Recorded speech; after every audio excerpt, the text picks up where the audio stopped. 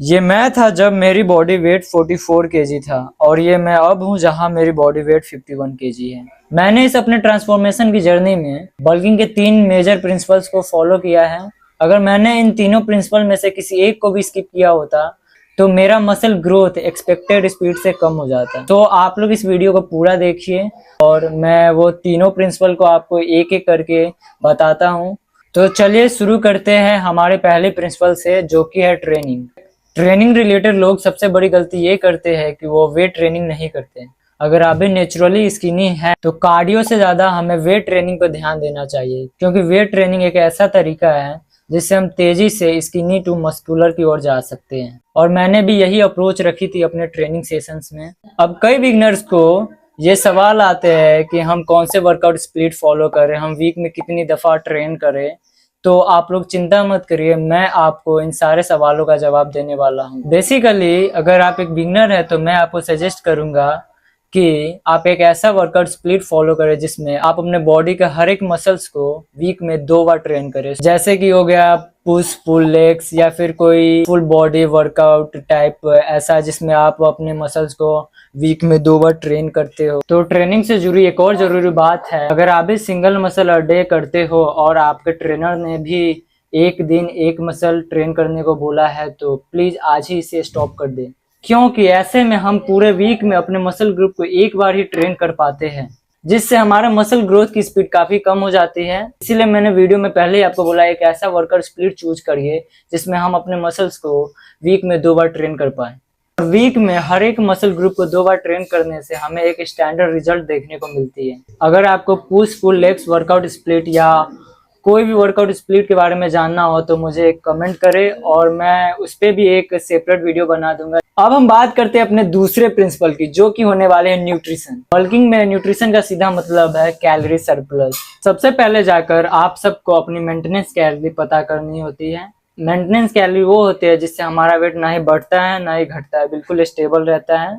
नीचे डिस्क्रिप्शन में दी गई हुई लिंक पर आप क्लिक करके अपने मेंटेनेंस कैलोरी का पता कर सकते हैं। आपका गोल होना चाहिए अपने मेंटेनेंस कैलोरी से 2 या 400 कैलोरी एक्स्ट्रा खाने की, जिसे हम कैलोरी सरप्लस कहते हैं। फॉर एग्जाम्पल, अगर आपका मेंटेनेंस कैलोरी 2500 है तो उसमें आप 200 कैलोरी एक्स्ट्रा खाइएगा, जो कि हो जाएगा 2700 कैलोरी। इसी को हम कैलोरी सरप्लस कहते हैं और इससे ही हम महीना, 6 महीना, 10 महीना फॉलो करते जाएंगे तो हमारा एक परफेक्ट लीन बल्क होगा। फूड्स के कैलोरी कैलकुलेट करने के लिए आप कोई भी एक किचन वेइंग स्केल को परचेज कर ले और आप जितना खाते हो उसको कैलकुलेट करें और किसी भी एक फिटनेस ऐप में जाइए, जैसे कि हेल्दीफाई में, माई फिटनेस पैल हो गया, इस सब पे आप जाके जितना खाते उतना ट्रैक करिए। मसल मास बिल्ड करने के लिए सबसे जरूरी माइक्रो न्यूट्रिएंट्स होती है प्रोटीन।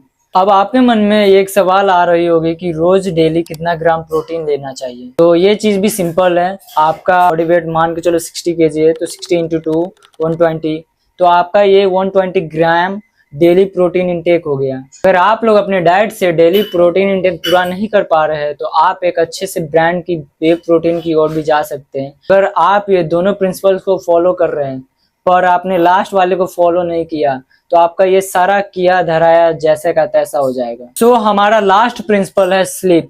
अगर आपकी स्लीप ऑन पॉइंट नहीं है तो आपकी रिकवरी भी ऑन पॉइंट नहीं होगी। ये बात आपने बहुत बार यूट्यूब, इंस्टाग्राम, रील्स, शॉर्ट्स के थ्रू जाना ही होगा, क्योंकि स्लीप बहुत ही जरूरी है हमारे रिकवरी के लिए। हम जितना भी अपने मसल्स को ब्रेक कर ले रात को, जब तक हम 7 से 8 घंटे तक क्वालिटी स्लीप नहीं लेंगे तो हमारा बॉडी कल के लिए रिकवर नहीं हो पाएगा।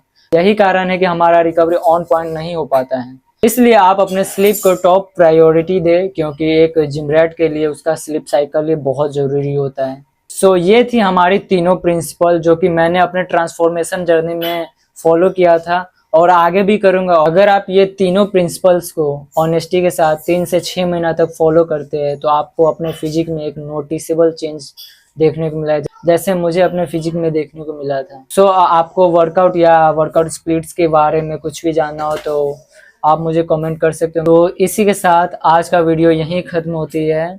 उम्मीद करता हूँ कि आपको इस वीडियो से बहुत कुछ सीखने और जानने को मिला हो। अगर ये वीडियो आपको पसंद आया हो तो प्लीज एक लाइक और एक जेन्युइन सा कमेंट ड्रॉप करके जाना। थैंक यू, मिलते हैं नेक्स्ट वीडियो में, तब तक के लिए बाय।